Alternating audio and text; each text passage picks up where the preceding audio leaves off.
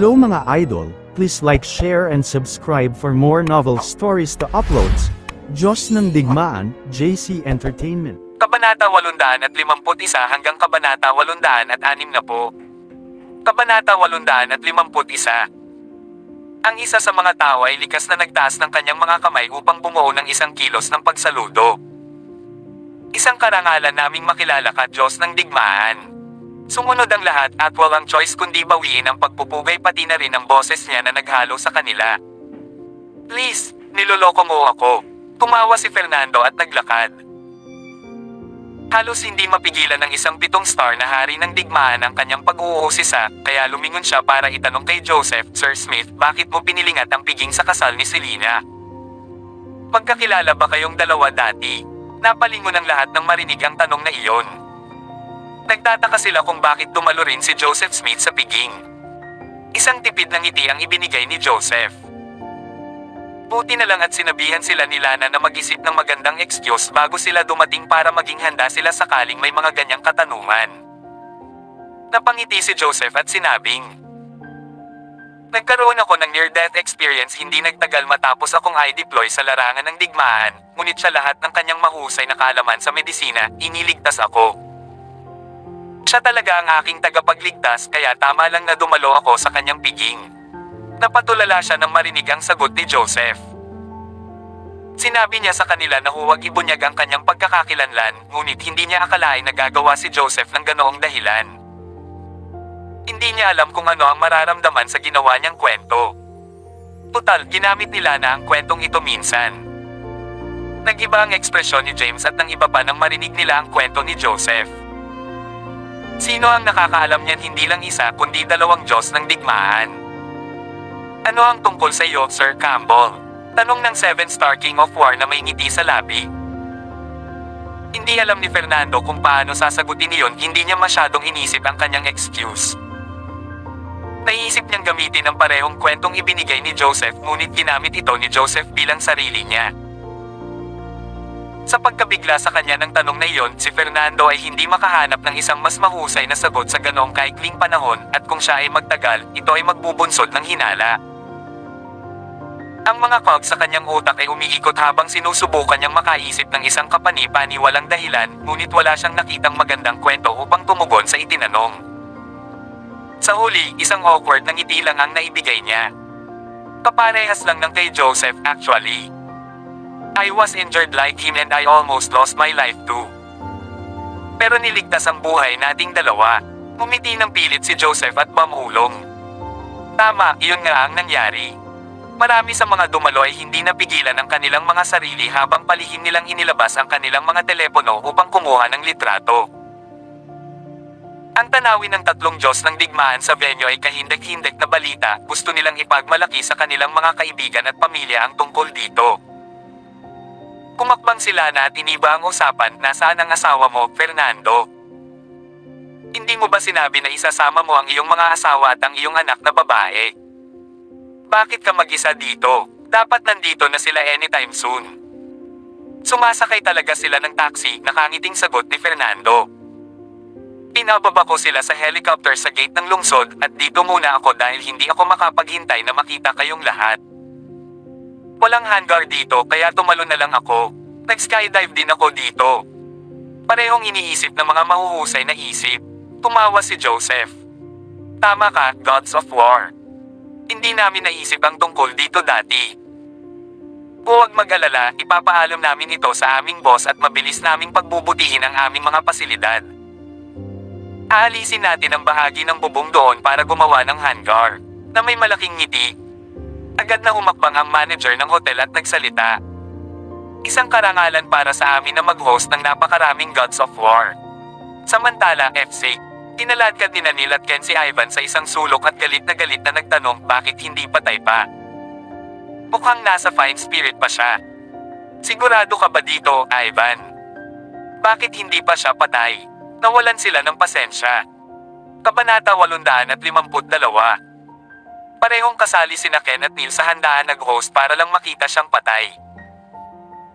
Gusto nilang makita siyang nakahandusay sa sahig habang ang kanyang katawan ay sumuko sa lason. Higit sa lahat, gusto nilang makita ang gulat at takot sa mga mukha ng lahat. Nais nilang makita siyang mamatay bago si Selena at kung paano ang kanyang mukha ay magiging mukha na may hindi masusukat na paghihirap. Gayunpaman, wala silang inaasahan na nangyari habang pinapanood nila ang mga Diyos ng digmaan, isa-isa, at pinalakas. Walang katapusan ang reputasyon ni Selena. Malinaw na makita kung paano sila hinangaan ng lahat. Sigurado ako at nakita namin ito para sa aming sarili. Ilang araw na ang nakalipas, nagrereklamo siya tungkol sa hindi magandang pakiramdam niya. Nandoon din si Zina, kumunot ang noo ni Ivan. Maghintay tayo saglit. Ito ang huling araw kung tutuusin. Posible yun ay may sapat na lakas ng katawan upang labanan ang laso ng kaunti kaya malamang na pinigilan ang mga sintomas. Baka bigla na lang itambak ang mga sintomas sa kanya at sisubog na siya sa mga piraso. Posible iyon. Tama iyan. Maaari kong i-verify ang impormasyong iyon dahil sinundan ko si Ivan noong araw na iyon. Sinabi sa amin na masama ang pakiramdam niya. Tumango si Zina. Sa tingin ko, oras na. Either that or fake ang laso na nakuha niyong dalawa. Ano bang pinagsasabi mo? Walang paraan na ito ay peking. Agad namang umiling si Ken. Hintayin mo na lang, sigurado ako na hindi magtatagal. Malapit nang mamatay ang maliit na punk na iyon. Nako, nasasabik ako sa pag-iisip tungkol dito. Tiyak na magkakaroon ng meltdown si Selena noon. Isang mahinang tawa si Neil. Bumalik sa handaan, kumuha si Fernando ng isang credit card at itinulak ito kay Selena. Tama. Hindi ako bumili ng anumang mga regalo, ngunit mayroon akong credit card na ito. Ibinibigay ko ito sa iyo, Miss Selena. May 1 bilyon sa loob at wala itong personal identification number. Sobra na yan. Hindi alam ng sobrang Selena kung ano ang mararamdaman ng lumingon siya. Sobra na. Si Joseph ay nagbigay sa kanya ng isa at si Fernando ay nagbigay sa kanya ng isa pa. Kunin mo lang ito bilang kanilang pagpapala. Ang pagniwi tumango siya bilang panatag at saka lang kinuha ni Selena ang credit card. Masyadong mapagbigay ang mga gods of war na ito, diba? Nagbibigay sila ng 1 bilyon ng ganoon lang. Bulyo ni Ivan. Nagbigay din si Joseph ng 1 bilyon. Malamang napag-usapan na nila ito kanina. Hindi maganda kung ang isa sa kanila ay nagbigay ng mas kaunti kaysa sa isa. Isang mapait na ngiti si Neil.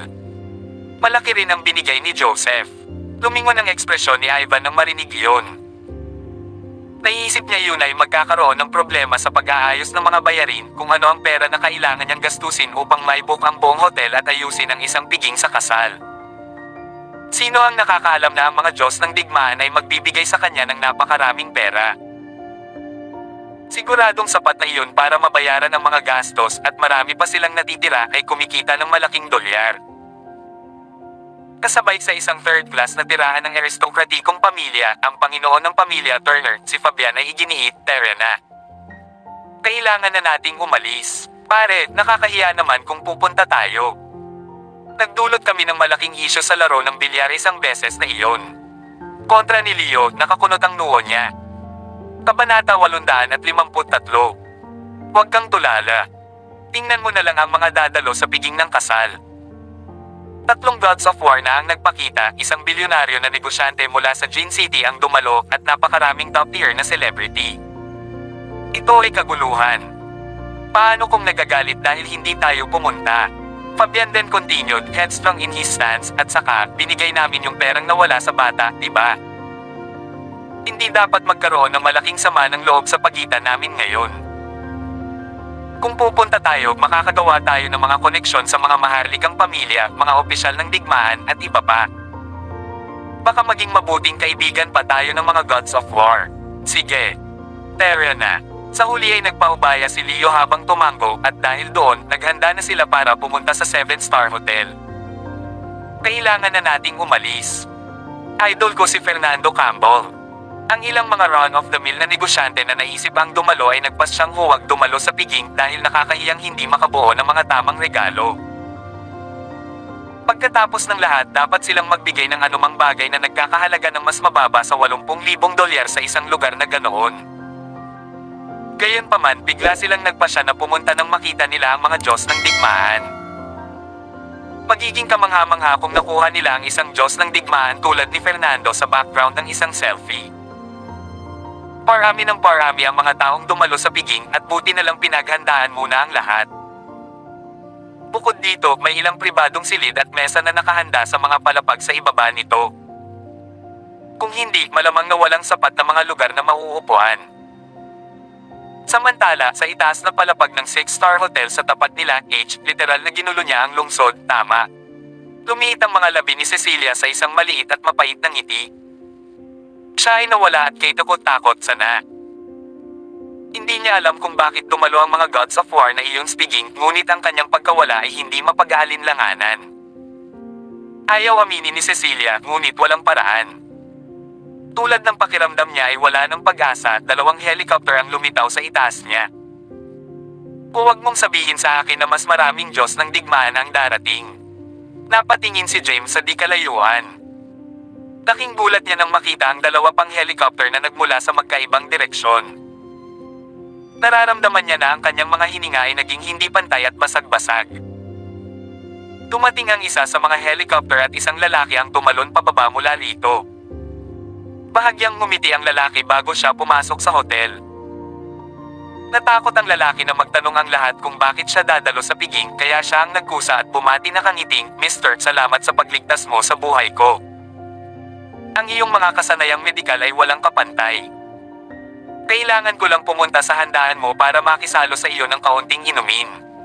Napatulala sa bati ng lalaki at ang tanging nagawa niya ay ang mag-alok ng nakakahiyang ngiti. Si Lana, Fernando at Joseph na nakatayo sa gilid ay nagulat din.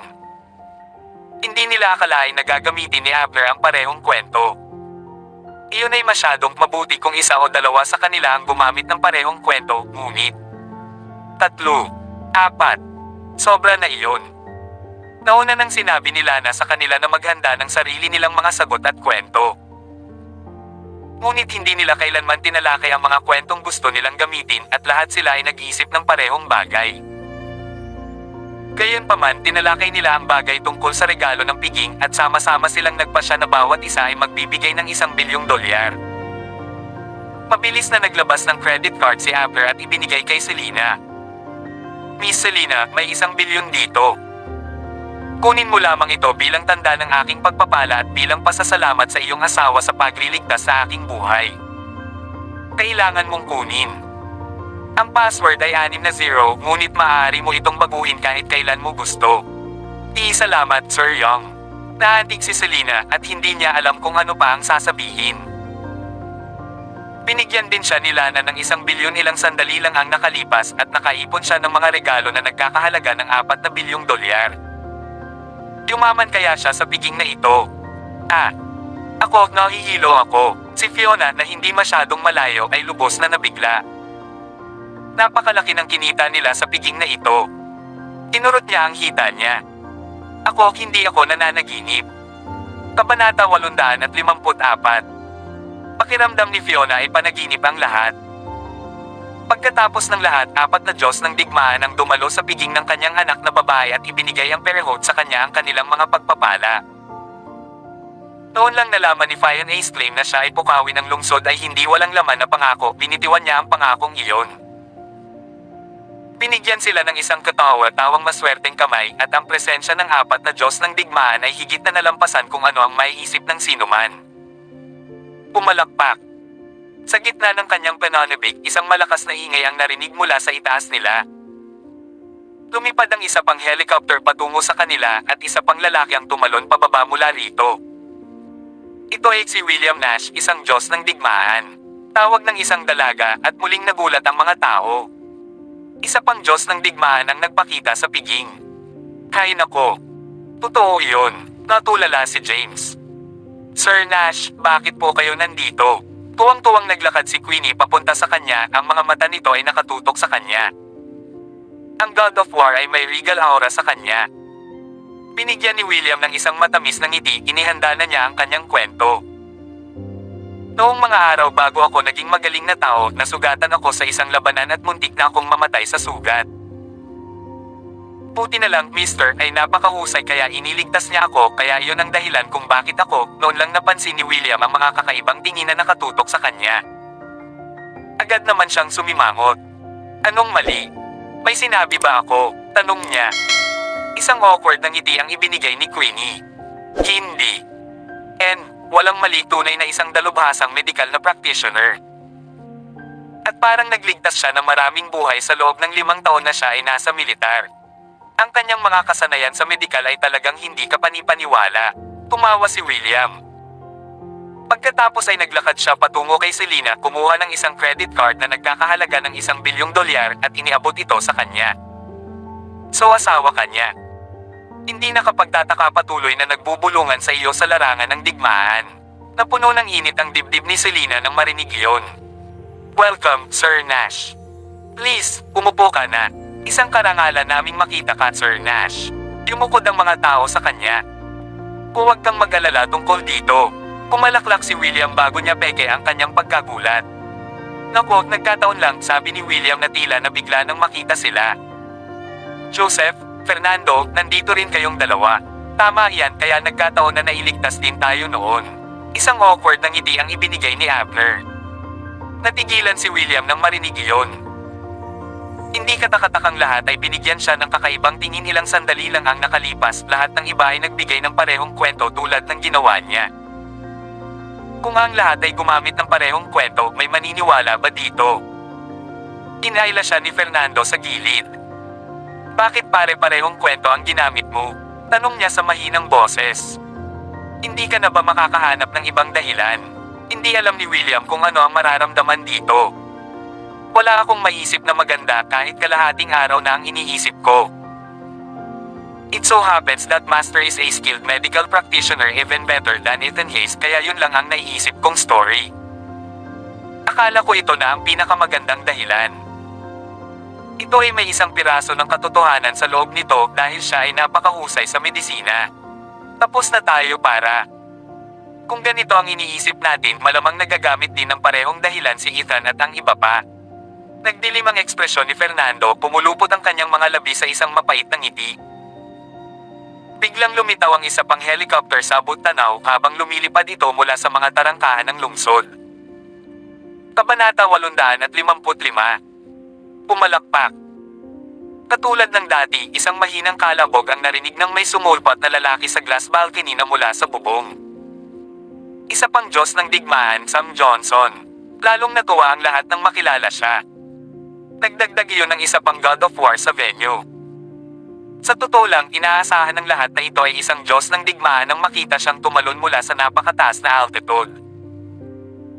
Talagang naglakas loob siyang tumalon pababa mula sa taas na 100 o 200 metro sa ibabaw ng dagat, ngunit hindi nagtamo ng pinsala. Tanging ang mga Diyos ng digmaan ang makakagawa ng gayong gawain. Sir Johnson, nandito ka rin.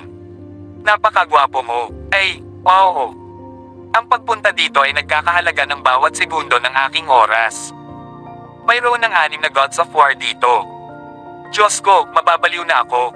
Hindi pa ako nakakita ng napakaraming Diyos ng digmaan sa lahat ng mga taon na naglingkod ako sa larangan ng digmaan. Isa pa lang ang nakita ko, pero eto sila, 6. Ang mga marshals, commanders, at ang mga katulad ay tuwang-tuwa. Ang tanawing sumalubong sa kanila ay yuminig sa kanilang kaibuturan. Hay nako. Isa pa. Kasabay nito, sa itaas na palapag ng 6-star hotel sa tapat nila, si Cecilia at mga miyembro ng pamilyang Gold ay nanunood ng may maasim na ekspresyon. Nakita nila ang isa pang Diyos ng digmaan na lumilitaw sa tapat ng screen ng hotel, at ito ay isang magandang tanawin upang makita. 6 sa kanila ang dumating sa piging. Baka magpapakita lahat ng siyam. Pumalaklak si Kelly. Pakiramdam niya ay naging biro na siya ng buong sansinukob. Hindi pwede. Paano mangyayari iyon? Umiling si Master Gold, kumbinsido na siya ay nananaginip. Miss Selena, muntik na akong mamatay minsan sa battlefield. Pero sir, sa kabutihang palad ay bihasa sa medisina, dumiretso si Sam kay Selena at ipinarating ang kanyang kwento. At hindi niya napansin ang mga desperadong pahiwatig na ibinibigay ni Lana at ng iba pa. Nang marinig nila ang paliwanag na iyon, si James at ang iba pa ay walang himak. Kung gaano karaming mga Diyos ng digmaan ang mayroon na iligtas. Kahit si Selena ay nawala ng masabi, ang palusot na iyon ay parang kasinungalingan sa puntong iyon. Ayos ang espesyalista. Bakit napakarami sa mga taong naligtas niya sa larangan ng digmaan ay naging mga Diyos ng digmaan, gayong marami pang mga sundalo? Gayunpaman, hindi nais ni Selena na mapagod ang sarili sa pag-iisip tungkol dito. Pumiti lang ito at kinuha sa kanya ang credit card na nagkakahalaga ng 1 bilyon. Tila ang lahat ng mga Diyos ng digmaan ay mga tycoon at napag-usapan nila noon pa na magbigay ng $1 bilyong bawat isa. Gayunpaman, sila ay masyadong mapagbigay. Inangaan ng magandang manager mula kay Daxia Jewel si Selena na makapag-asawa ng lalaking katulad nito, nagkaroon siya ng sapat na kaligayahan mula sa piging upang mapunan siya habang buhay. Siya na siguro ang pinakamasayang babae sa buong mundo sa araw na ito.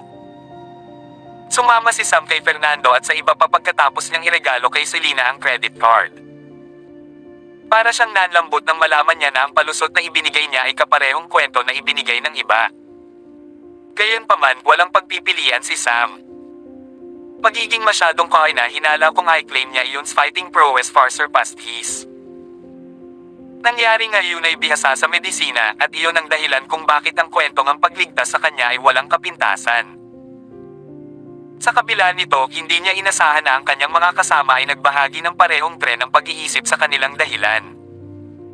Hindi gagamit ng dahilan si Ethan, tama ba?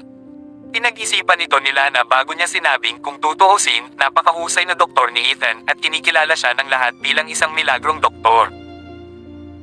Hindi naman siguro makukumbansi ni Ethan ang sinuman kung gagamitin niya ang dahilan na iyon. Tumango ang lahat sa haka-haka ni Lana. Magiging kalokohan kung ang siyam na Diyos ng digmaan ay gumamit ng eksaktong parehong dahilan at walang maniniwala sa kanila. Kabanata 856. Habang nag-uusap lang sila, may lumitaw pang 2 helicopter sa di kalayuan habang dahan-dahan itong lumilipad patungo sa hotel. Isang ngiti ang nagawang sumilay sa mukha ni Selena. Huwag mong sabihin sa akin na ang iba pang 3 Diyos ng digmaan ay darating din. Bulong niya sa pagdating ng 2, isa na lang ang kulang sa atin. Tumango. Wala silang masyadong choice. Kailangan nilang puntahan ka at least. Paanong hindi sila pumunta sa kasal ko? Bibigyan ko sila ng magandang wanto kung hindi. Inilibot ni Selena ang kanyang mga mata kahit na halata ang kanyang kaligayahan. Ibang level mo talaga to, diba? Halos nanginginig na ako sa pag-asa ngayon at ang mga Reg Along natanggap namin ngayon ay sapat na para mabayaran ang mga gastos sa hotel. Kahit na sa lahat ng iyon, marami pa tayong natitira. Unti-unting nawala ang ngiti ni Selena nang may pumasok sa isip niya. Kailangan nating ibalik ang kilos kapag ikinasal na sila, sabi ni Selena, at kailangan nating magbigay ng maraming pera. Hindi alam kung matatawa o maiiyak sa narinig. Huwag kang mag-alala, honey. Matagal na silang kasal. Tingnan mo dyan. Nandito ang 2 asawa ni Fernando at ang kanyang anak, sabi habang tinuturo niya ang elevator. Sumakay nga ng taxi ang pamilya ni Fernando.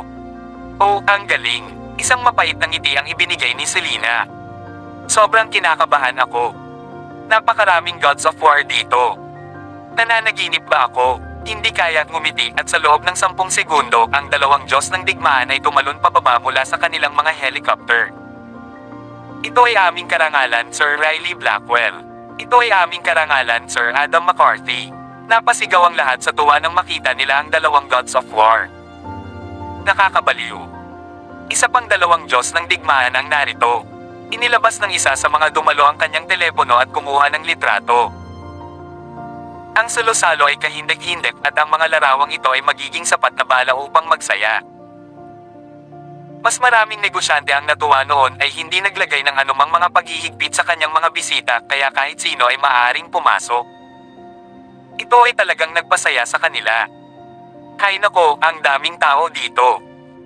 Mukhang matagal nang dumating si Lana at ang iba pa. Tumawa si Riley habang pinagmamasdan ang paligid. Tama ka. Mukhang si Ethan lang ang wala.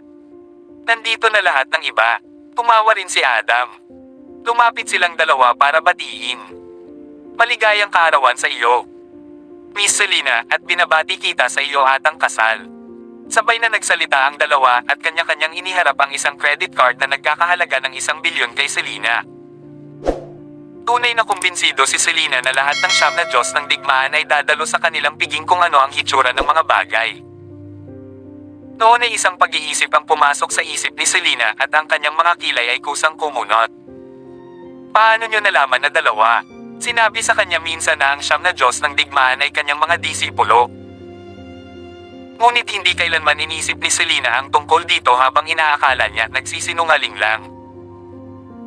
Gayunpaman sa paningin ng lahat ng mga Diyos ng digmaan na nagmula sa lahat ng bahagi ng bansa sa kanilang piging, hindi mapigilan ni Selena ang pag-iisip. Ay master talaga nila. Oh. Minsan na akong nasugatan sa larangan ng digmaan. Niligtas ko ang buhay ko minsan. Kaya ang dalawang Diyos ng digmaan ay sabay na sumagot, ngunit ang kanilang mga tinig ay nawala nang marinig nila ang mga salita ng isa. Pareho silang may eksaktong parehong tren ng pag-iisip. Nagulat si Selena. Ang unang Diyos ng digmaan ay nagbigay ng parehong dahilan, gayon din ang pangalawa. Sa puntong iyon, lahat ng 8 Diyos ng digmaan ay may parehong kwento at ang huli ay malamang na magbibigay din ng parehong dahilan. Iba talaga, ang mga labi ni Selena ay pumulupot sa isang walang halong ngiti. Pagkatapos ay sinabi niya sa kanila, ang paglalakbay ay tiyak na nakakapagod para sa inyong dalawa. Manatili ka rito ng 2 araw bago ka umalis. Kabanata 857. Siyempre, bihira akong umindayog sa mga bahaging ito. Umisi sina Adam at Riley bago sila naglakad sa isang tabi palayo sa kanya. Nang hindi makapaniwala, mahinang nagsalita si Riley sa ilalim ng kanyang hininga, "Seryoso, Adam? Bakit kailangan mong gumamit ng parehong kwento tulad ng ginawa ko? Hindi ko akalain na mangyayari ito. Bakit ka magsasabi ng ganyan?" Napansin ko rin na lahat ng tao ay nagbigay sa amin ng kakaibang tingin. Don't tell me na pareho din sila ng kwento. Walang maniniwala sa atin kung ganoon nga. Pakiramdam ni Adam ay nawala sa sandaling iyon. Tama. Maghahinala tayo kung iisa lang ang ibibigay nating kwento. At hindi matutuwa si Master kung mabubunyag ang kanyang pagkakakilanlan bilang Supreme Warrior. Sa sandaling iyon, narinig ang boses ni William habang naglalakad siya, isang maliit na ngiti sa kanyang mukha habang ginagawa niya. Si Ethan na lang ang natitira. Sana hindi siya gumamit ng parehong kwento. Isang mapait na ngiti ang isinalubong ni Abner sa kanila. Regardless, hindi mahalaga kung maghinala sila sa atin. Hindi naman nila tayo basta-basta ma-interrogate about the matter, di ba? Siyempre, baka hindi matutuwa si Master dito. Manahimik. Huwag hayaang may makarinig sa iyo. Mabilis na paalala ni Lana. Marami sa mga panauhin sa piging ang palihim na kinukunan sila ng mga larawan. Bagaman walang sino man sa kanila ang dumating upang istorbohin ang kanilang pag-uusap marahil dahil sa kanilang iginagalang na katayuan. Napanatili ng lahat ang isang ligtas na distansya mula sa kanila. Sa kabilang banda, sa 6-star hotel sa tapat nila mayroong 8 Diyos ng digmaan ngayon. Panunuya na sabi ni Master Gold habang siya ay tumawa. Parang lahat ng siyam ay darating. Talagang nagpapadala siya ng shockwave sa buong lungsod. Nakatingin si Cecilia sa malayo. Ang isa pang helicopter ay lumitaw sa abot tanaw. It was a no-brainer na darating din ang milagrong doktor na si Ethan Hayes. Nandito siya. Nandito si Ethan. Malamang hindi niya sasabihin niligtas siya, tama ba? Walang ideya si James kung ano ang mararamdaman habang pinapanood niya ang helicopter. Hindi niya maintindihan kung bakit ginamit ng 8 Diyos ng digmaan ang eksaktong parehong kwento. Ginawa tunay na iligtas ang lahat ng kanilang buhay. Masyadong coincidence ang ganoon. Ito ay alinman sa isang pagkakataon o nagkaroon lang ng hindi kapani-pani walang swerte na nakapagligtas ng mga sundalo na, sa katunayan, mga Diyos ng digmaan. Sapat na ang swerte para mainggit ang mga Diyos.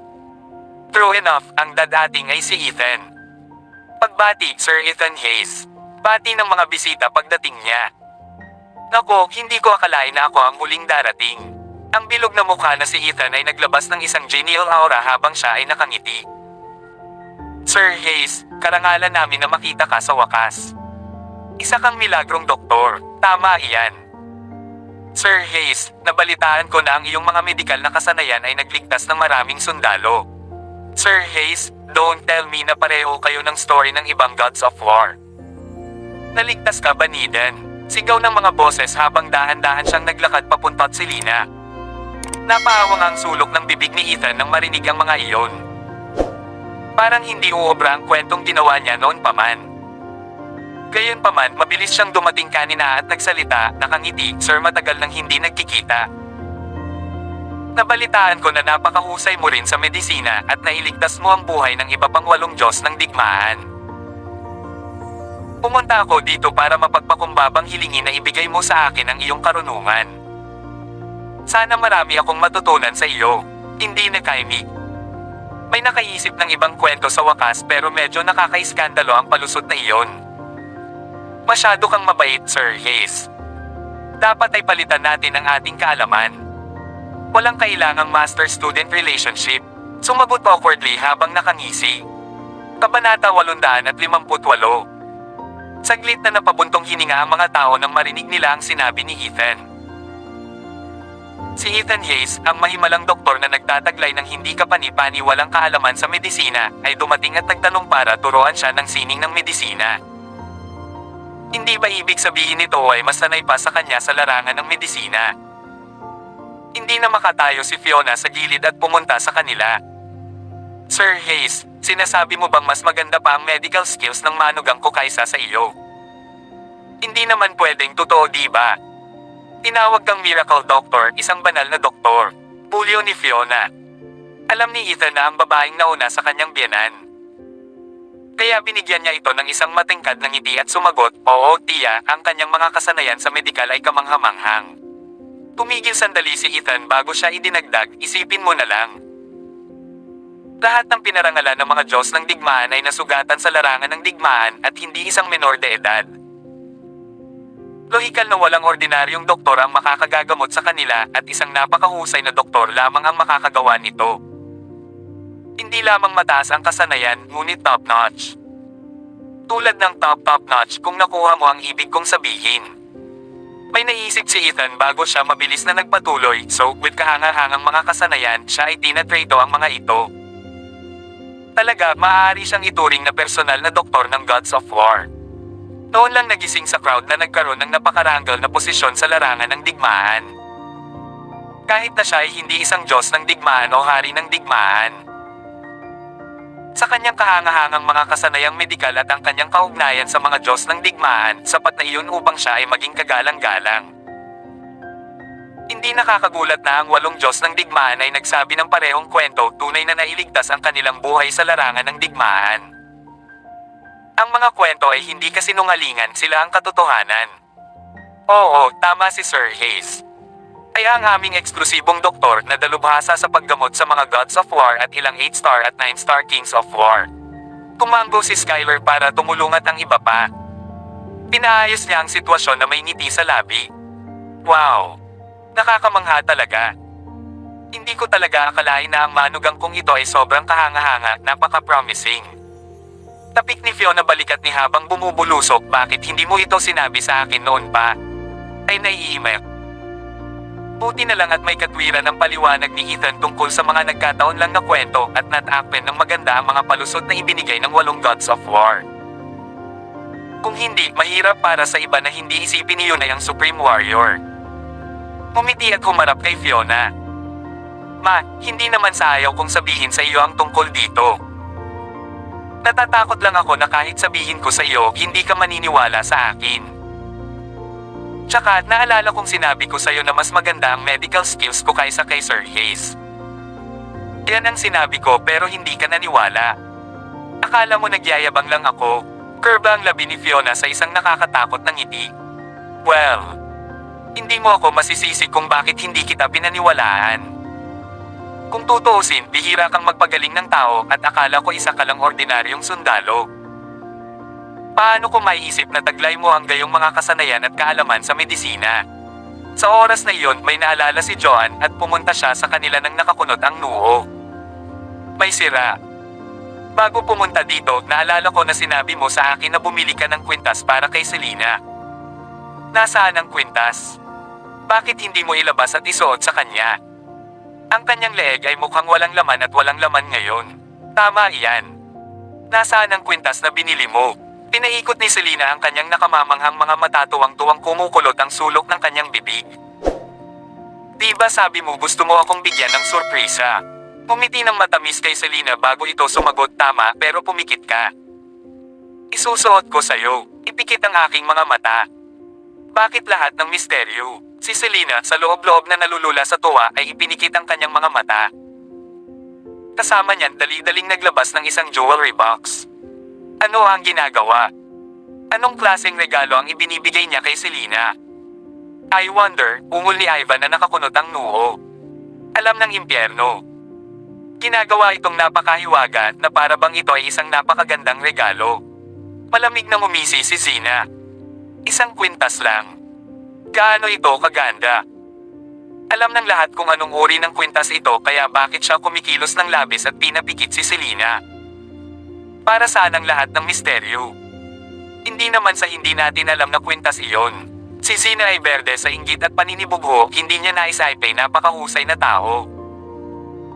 Kung alam niya na sa simula pa lang, milyon-milyong paraan na ang ginamit ni Zina para akitin at tuksohin siya sa kagandahan nito.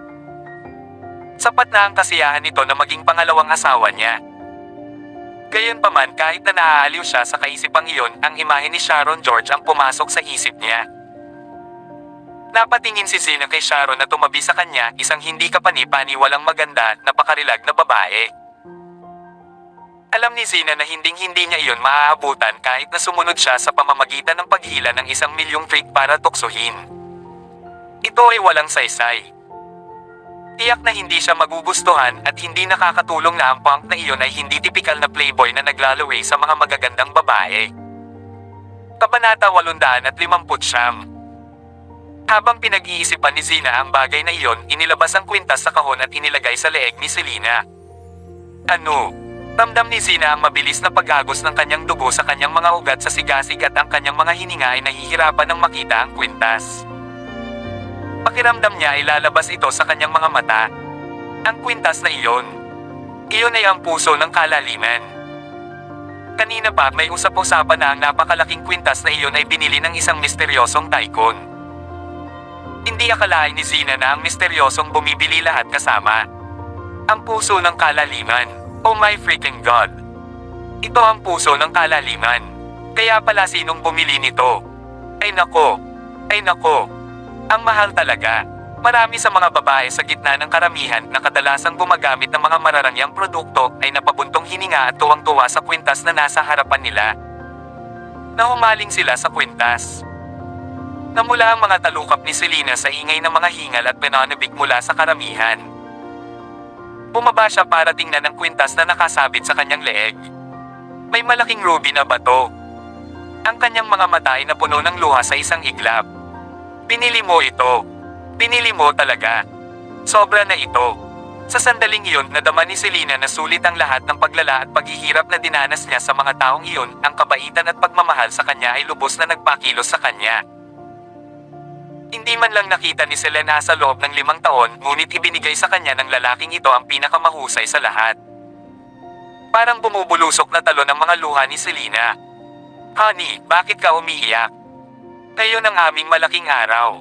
Nadurog ang puso ni Selena nang makitang umiiyak si Selena at marahan niyang pinunasan ang mga ito bago sinabing, huwag mong buluhin ang makeup mo.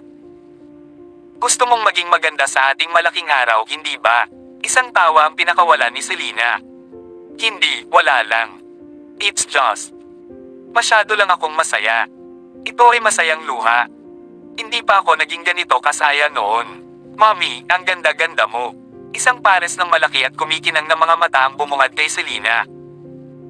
Ito ay ang kaibig-ibig na si Kylie na kumurap sa kanyang ina. Siyempre, ang mommy mo ang pinakamaganda. Itinaas si Kylie sa kanyang mga braso at pamulong. Bilisan mo, halikan mo si mommy. Mawa. Tumanggo naman si Kylie bago sumunod na iniunat ang kanyang leeg at binigyan si Selena ng isang halik sa kanyang pisngi. Ito ang puso ng kalaliman. Naulipat ang mga mata ni Zina sa kwintas habang umuusok ang selos sa loob niya. Magiging perpekto ang buhay kung nasa leeg niya ang kwintas na iyon, ngunit sayang, hindi darating ang ganitong pagkakataon sa buhay na ito. Napangiti ng may kasiyahan ang amo ng Daxia Jewel, tama ang pinili niyang dumalot ang piging ni Selena. Lumingon siya at sinabi, bakit hindi tayo mag-group photo together? Ikaw, ako, ang mga Diyos ng digmaan at ilang mga pamilyang pangunang klase. Mukhang maganda. Umiti at sinenyasan sila na at ang iba pa na sumama sa kanila. Madam Zex, halika na at sabay tayong magpakuha ng litrato. Kung iisipin, hindi pa tayo nakakakuha ng litratong magkasama. Mukhang maganda. Tuwang-tuwa, sumama si Ethan at ang iba pa para kumuha ng group photos. Kabanata 806 na po. Ang mga maaaring sumali sa mga larawan ng grupo ay mula lamang sa mga pamilyang nasa unang klase at mga taong may ganoong katayuan tulad ni James Drake. Ikinainggit nito sina Kent Neal at ang iba pa dahil hindi sila kwalipikadong sumali. Dahil si Ivan ay mula sa pamilya Taylor, maaari siyang sumali sa sesyon ng litrato. Si Zina naman ay nakataglang sa likod ni Ivan at pamwesto sa likod na sulok. Kahit isang litrato lang at halos wala siyang kakilala sa kanila, isang karangalan at kasiyahan pa rin para kay Zina. Pakiramdam ko ay masyadong mahal ang kwintas na ito. Paano kung maghanap tayo ng pagkakataon na ibenta ito? Sa sandaling makuha ang mga larawan, tinitigan ni Selena ang sugat sa Heart of the Abyss sa kanyang leeg. Ang kanyang damdamin ay labis na sumasakop sa kanya kaya't ibinaba niya ang kanyang mga alalahanin. Natigilan ang sinabi ni Selena. Lumapit siya kay Selena at pamulong sa tenga nito, "Honey, I'll be honest.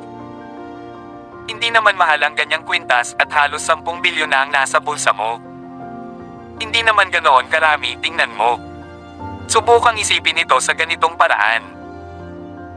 Ang asawa mo ang eksklusibong doktor ng Gods of War kaya sa tingin mo ba napakaliit ng reward na ibibigay sa akin?"